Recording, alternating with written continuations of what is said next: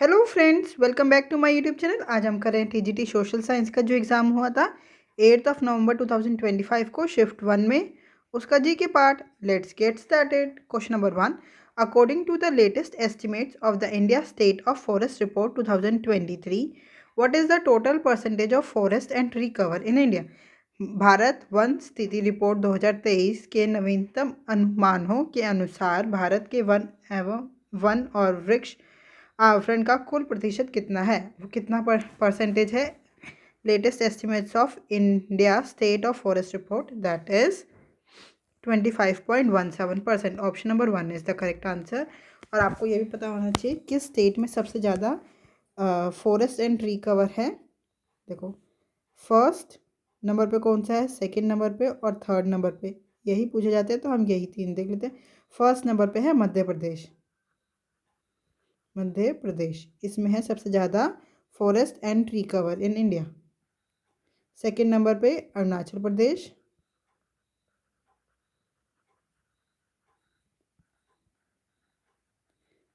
And third number पे Maharashtra. Question number 2। Which of the following athlete won the silver medal in the women's 200 metre T12 at the 2025 world para athlete championship? Navdeep Singh. देखो, उन्होंने बोला है women का, नवदीप सिंह तो mail है, ये तो हो ही नहीं सकता ना ऑप्शन। प्रीति पाल, सरिता शर्मा या सिमरन शर्मा?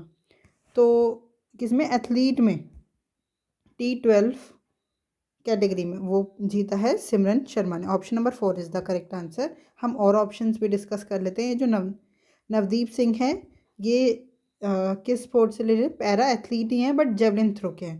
पैरा एथलीट कौन से स्पोर्ट्स के? Javelin throw. Javelin throw. और किस कैटेगरी में? F41 category. ठीक है। Preetipal, Preetipal is para sprinter. Para sprinter. और कौन सी कैटेगरी में? T35 category. Sarita Sharma, Sarita Sharma is para athlete field event. Para athlete athletics field event. और हमारा आंसर सिमरन शर्मा वो है एथलीट 200, मतलब एथलीट है वो, और उनकी कैटेगरी है T12। Question number 3। Under article 33 of the Indian constitution the application of fundamental rights of the armed forces and paramilitary forces can be restricted और एब्रोगेटेड बाय। देखो यहाँ पे क्या है, आर्टिकल जो 33 है वो एक फंडामेंटल राइट है, और वो क्या राइट देता है? वो ये है कि पार्लियामेंट को पावर देता है कि रेस्ट्रिक्ट एंड एब्रोगेट। एब्रोगेट का मतलब पता है ना आपको? Remove. Remove the application of fundamental rights for किस किस के लिए? आर्म्ड फोर्सेस के लिए, armed forces, paramilitary forces,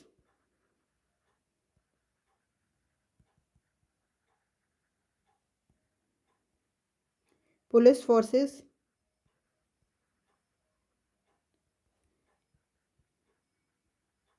intelligence agencies.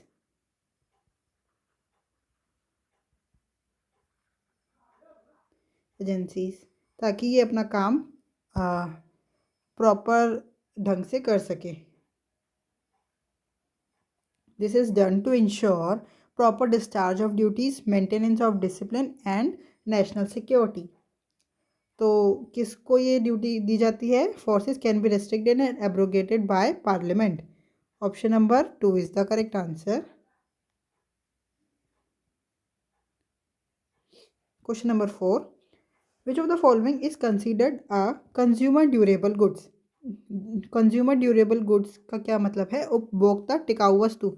टिकाऊ वस्तु मतलब जो एक साल से ज़्यादा तक हम उसको रीयूज़ कर सके, मतलब बार बार हम उस चीज़ को यूज़ कर सके। देखो, इलेक्ट्रिसिटी बिल हर महीने आता है, तो ये कैसा गुड है?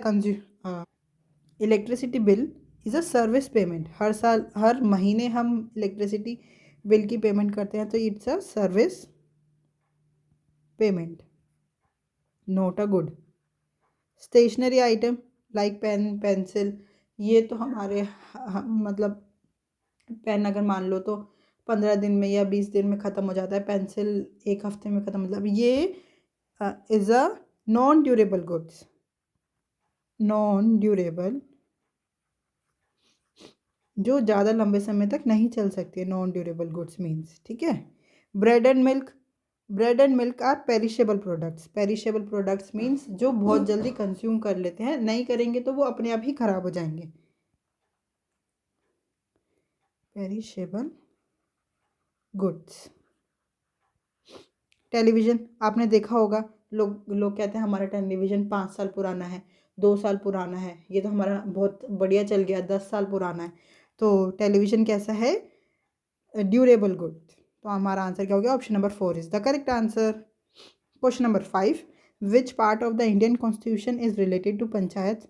हम सारे पार्ट कर चुके हैं इंडियन कॉन्स्टिट्यूशन के, तो आपको पता होना चाहिए पंचायत में, पंचायत से रिलेटेड कौन सा पार्ट है, that is part number 9, option number 4 is the correct answer. और 73rd constitution amendment act of 1992 से ये ऐड किया गया था कॉन्स्टिट्यूशन में। अब पार्ट 10 क्या है, एक बार हम रिवाइज कर लेते हैं जो यहाँ और ऑप्शंस हैं उनके पार्ट्स को। Part 10 is deals with scheduled and tribal areas, तो मैं यहाँ बस scheduled and tribal areas. Part 8 deals with union territories,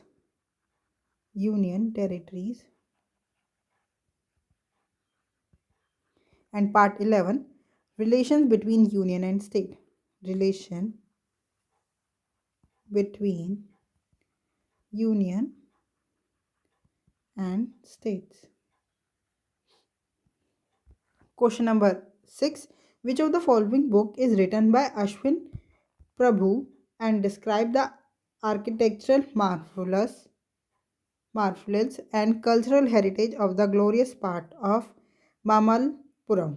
निम्नलिखित में से कौन सी पुस्तक अश्विन प्रभु द्वारा लिखी गई है और मामल्लपुरम के गौरवशाली अतीत के स्थापत्य चमत्कारों और सांस्कृतिक विरासत का वर्णन करती है। Mamallapuram a journey through magical land, life of Mamallapuram, sculpted stones, mysteries of Mamallapuram, the great piece of Mamallapuram.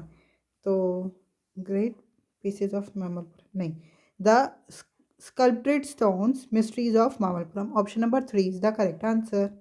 Question number 7, if a film receive a U certificate from the Central Board of Film Certification, the film belongs to which category? Private viewing only, universal viewing, restricted public exhibition या public exhibition for selected groups only। तो देखो you certificate का क्या मतलब है, universal viewing, option number 2 is the correct answer. You certificate का meaning है कि सब कोई उसको देख सकता है। हम और सर्टिफिकेट डिस्कस कर लेते हैं जो मिलते हैं। एक तो यू हो गया ऊपर, एक होता है यू ए, एक होता है ए और एक होता है एस, मेनली यही होते हैं। यू मीन्स यूनिवर्सल, वो तो हो गया, मैं यहाँ पे भी यू भी लिख देती हूँ, यूनिवर्सल, ठीक है। All ages U A means parental guidance for children below 12. A means adults only. S means restricted to specific professions. Restricted to specific profession.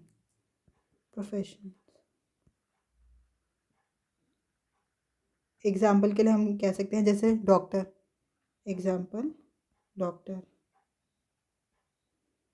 ठीक है। ये देखो, ये जो प्राइवेट व्यूइंग है ये कोई सर्टिफिकेट नहीं होता है ऐसा प्राइवेट व्यूइंग। ये तो हो गया ना। Unrestricted public exhibition, unrestricted public exhibition is similar in meaning, the official term is universal viewing. ये बिल्कुल सेम हो गया, इसका सिमिलर ही मीनिंग है। Public exhibition for selected groups only means adult, हम इसको ए जो एडल्ट ओनली होता है उसकी कैटेगरी में भी कंसिडर कर सकते हैं। Question number 8, in February 2024, the Government of India approved a project worth rupees 1179.72 crore to continue the Women Safety Umbrella Scheme for Women Security till 2025-26. Option number 4 is the correct answer. Question number 9. In November 2023, India's first cable-stayed rail bridge, Anji Khad, was constructed in which state? UD। नवंबर 2023 में भारत का प्रथम cable stayed rail bridge अंजी खंड किस राज्य या केंद्र शासित प्रदेश में बनाया गया था? वो किस राज्य में बनाया गया है? Jammu and Kashmir. Option number 2 is the correct answer. ये जो रेल ब्रिज है अंजी खंड, ये लोकेटेड नियर, कहाँ पे लोकेटेड है? Near Raisi district, Raisi district and part of Udhampur Srinagar Baramulla rail link. Udhampur Srinagar Baramulla rail link. ठीक है, और यहाँ इन्होंने ये भी खुद ही लिख दिया कि India first cable stayed rail bridge. Question number 10, in the union budget of 2024 proposal, which age group was target for vaccination against cervical cancer? तो कौन सी एज ग्रुप को टारगेट किया है और vaccination against cervical cancer is 9 to 14 years of age. Option number 2 is the correct answer. और यहाँ पे ये मतलब मेनली गर्ल्स को टारगेट किया है। और ये क्यों चूज़ की है यही वाली एज ग्रुप? बिकॉज जो एक्सपोजर होता है, exposure to human papilloma virus जो है वो ही कॉज करता है सर्वाइकल कैंसर। कौन सा वायरस? मैं लिख देती हूँ, ह्यूमन पेपिलोमा वायरस। इसको HPV भी बोलते हैं शॉर्ट फॉर्म में। ठीक है, question number 11, enzyme replacement therapy is mainly used for the treatment of which type of medical condition? Autoimmune disease, lysosomal storage disorder, hormonal imbalance या viral infections? तो enzyme replacement therapy is mainly used for lysosomal storage disorder. Option number 2 is the correct answer. These are rare genetic disorder। इसमें क्या होता है? Lysosomal storage disorder में होता है the body lacks of a specific enzyme, body में कोई specific enzyme की कमी हो जाती है। Harmful substance accumulate inside cells specially in lysosomes में हार्मफुल सब्सटेंस आ जाते हैं। और इससे क्या होता है? कभी कभार ऑर्गन डैमेज भी हो जाता है या सीरियस हेल्थ प्रॉब्लम्स भी हो जाती हैं। तो मैं यहाँ लिख देती हूँ, इससे क्या क्या हो सकता है? lacks of specific enzyme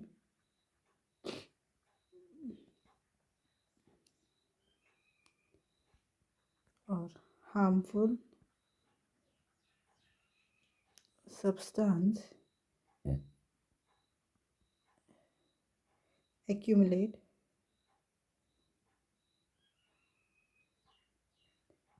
inside cell or leads to organ damage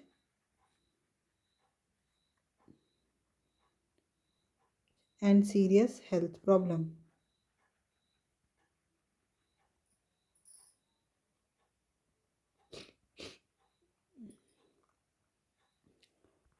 Question number 12.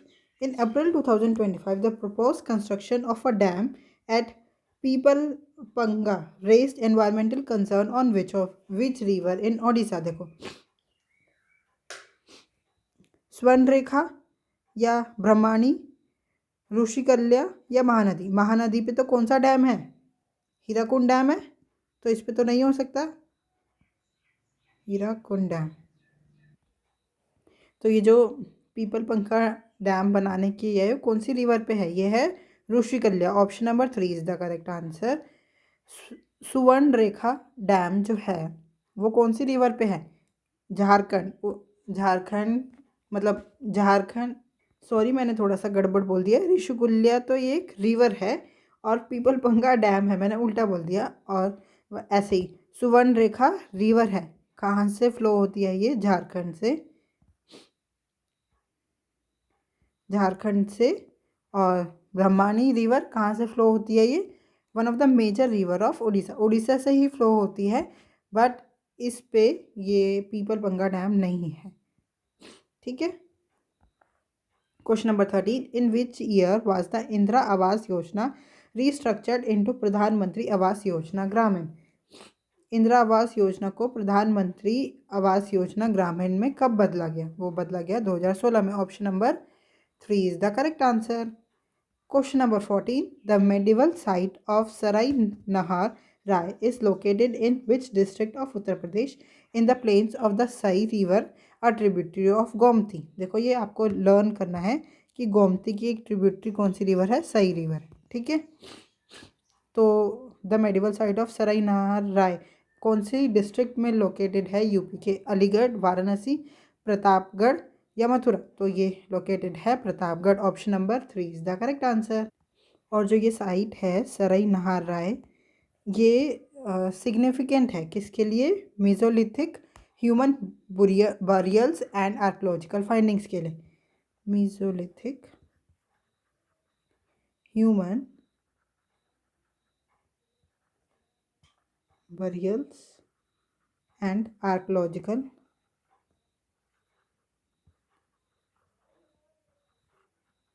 findings।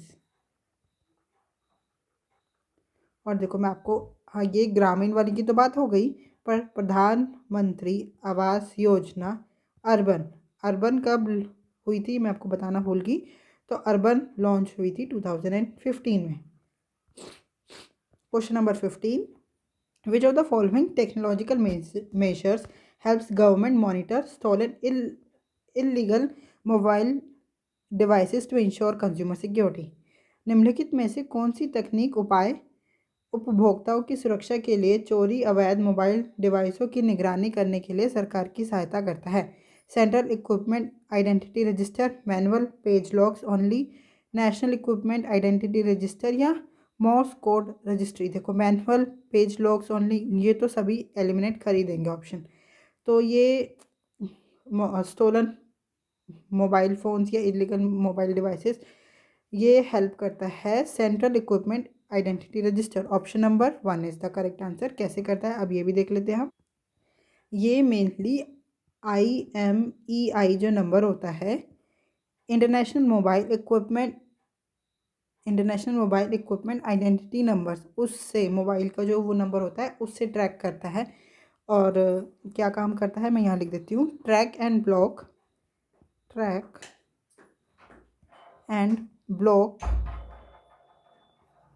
Stolen और लॉस्ट मोबाइल फोन्स, स्टोलन या lost mobile phones,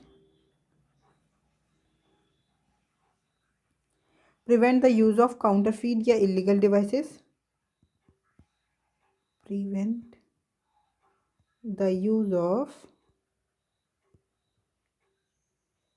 counterfeit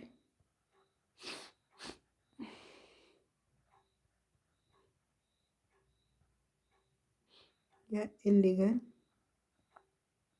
devices, safeguard consumer from fraud, safeguard consumer from fraud। Question number 16. According to census data, which state or UT recorded the second highest sex ratio in India in 2021? देखो आपको first number पे तो सबको ही पता होगा कौन सा state है, केरला।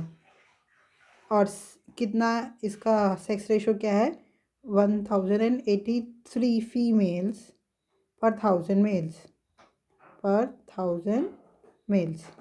सेकेंड नंबर पे अगर स्टेट पूछे तो नहीं, वैसे मतलब सेकेंड नंबर पे तो यहाँ पे स्टेट और यूटी ऐसा कुछ नहीं लिखा है। स्टेट और यूटी मतलब दोनों में से कोई भी है, तो वो है सेकेंड नंबर पे पुडुचेरी। और ये एक यूटी है और इसमें सेक्स रेशो है 1000 ये केरला का 1084 है और पुडुचेरी का 1038 फीमेल्स पर 1000 मेल्स। तुम्हारा आंसर क्या हो गया? Option number 1 is the correct answer. Dadra and Nagar Haveli is has the least sex ratio as per 2011 census data. ठीक है।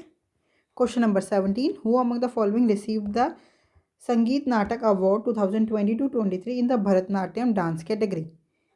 मंजुला रामास्वामी, देविका पंडित, कलापनी कोमकली या हरविंदर सिंह? तो ये संगीत नाटक अवार्ड मिला था in the Bharatanatyam dance category is Manjula Ramaswamy. Option number 1 is the correct answer.